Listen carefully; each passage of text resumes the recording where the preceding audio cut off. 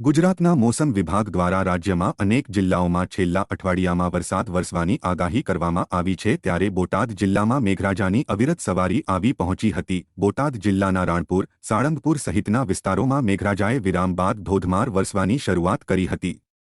મેઘરાજાએ વરસવાની શરૂઆત કરતા બોટાદ જિલ્લાના બરવાડા અને રાણપુર તાલુકાના અનેક ગામડાઓમાં મેઘરાજાની પધરામણીથી ખેડૂતોમાં આનંદ છવાયો હતો।